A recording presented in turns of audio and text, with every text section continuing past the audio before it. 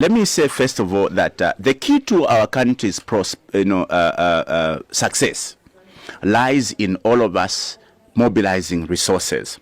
All these three sectors you've mentioned are hinged around our ability to mobilize resources. I will tell you this: Zambia does not need to continue going to beg to the IMF, World Bank, or anywhere else for resources. The number one thing that the Movement for Good Governance, Ichabache, will do is to explore all the available resources locally. Number one, we will need to seal all the leakages. Angel, we are losing so much money in these leakages. As an example, you heard the ambassador of the US saying we are losing in illicit financial transaction around the mining sector, $3 billion every year. Now, can you relate this to this situation? Government has given the mining companies, named mining companies, a waiver to export our copper concentrate for free from June to December. Now, copper concentrate is not just copper being exported. It's a combination of gold, cobalt, and other minerals. When a government starts to export concentrate, you are doomed. Or otherwise, there is a cartel to ensure that those who are exporting export more. All right? When we take over, we will not allow concentrates to be exported.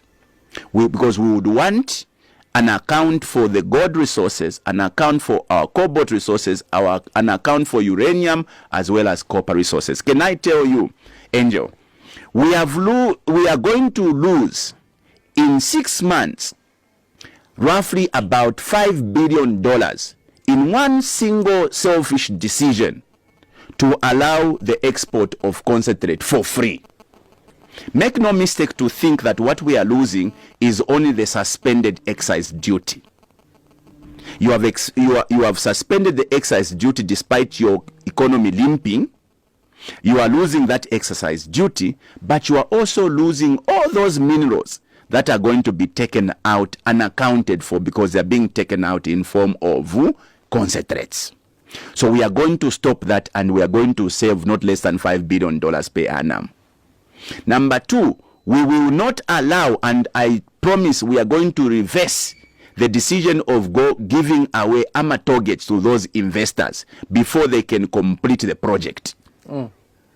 Today, you decide to give. Let me tell the Zambian people what your government has done, the UPND. The PPP project entails that you government, you don't have money, right? You contract a company who has money. The undertaking is that when they do the job, then you are going to pay them. So it has been found convenient that when the contractor does the job, you give them the targets to start managing, collecting the money they invested. We will not allow such a situation. At any given time, when there's even a PPP project, it will still be government to manage our toll facilities, because our toll facilities are a security installation. You cannot hand over a security infrastructure to foreigners. So all that money that is being taken by the micro ocean, they are going to pay for it. They are going to pay all of it in full because they are stealing.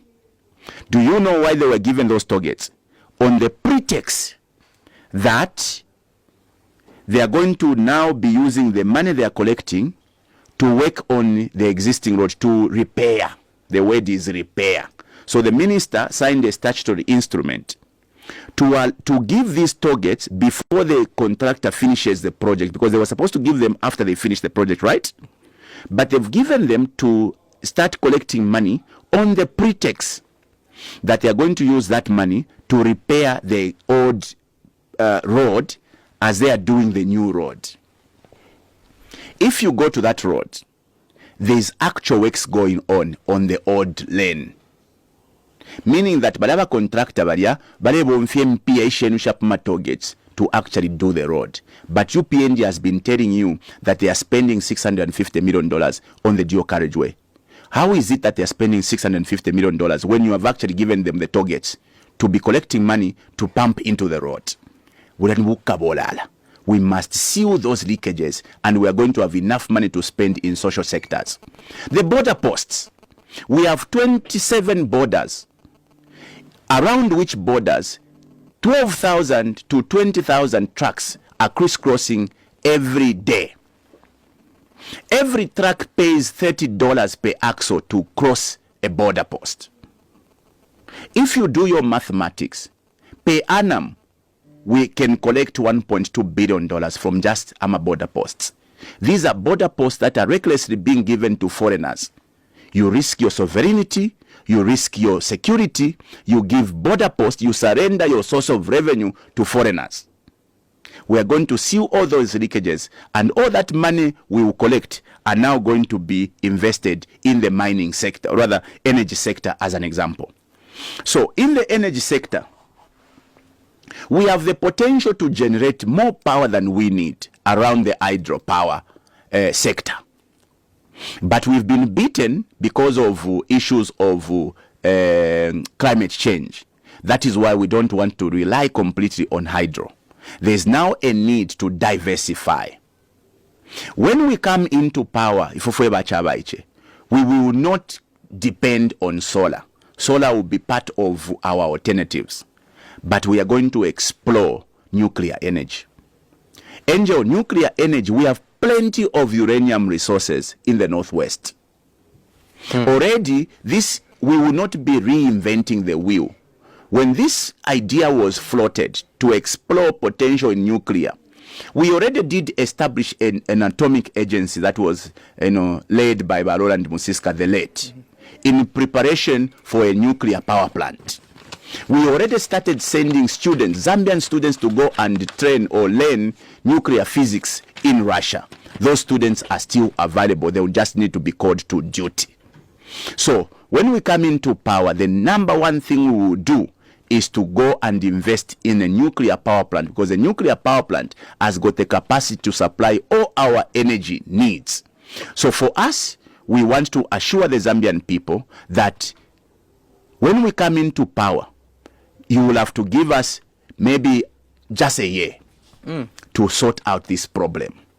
There will be short-term measures. Short-term will include investments in solar as well as importations, because we may need to cushion the situation. Right now, as things stand, people are going with only 3 hours, if you are lucky. In some places like where I live, just a few meters from here, we have been having 2 days of no power. That is how bad the situation is, and it's going to get even worse. When we come into power, I'm not promising the Zambian people that we'll address this problem in 2 months or 1 month. You will need to give us at least a year. In that 1 year, we'll ensure that we stabilize the situation by a combination of measures. Number one, invest in solar. Solar takes 10 months, which is why I can't promise you that we'll handle the problem within 2 months, because you will need to account for the 10 months. Number two, we are going to import. Importation can happen immediately. Okay? It means that we'll have to cushion the deficit by importation. We will not do what the UPND is doing. Put a middleman, mwabika po company yenu, ya mkulash tamalite ku Mozambique, and then ZESCO is now collecting money from you in the name of emergency tariffs. They ask you to pay more for power. They collect that money. Instead of them going to buy from Mozambique using the money you have contributed through emergency tariffs, they now use your money to go and pay an intermediary or a middleman. So they use their own company to go and buy Zambia through emergency tariffs, higher tariffs, to company. We will not do that. ZESCO, using its own infrastructure, will go and import power. We will raise this money from these leakages. We will not go and ask the Zambian people to pay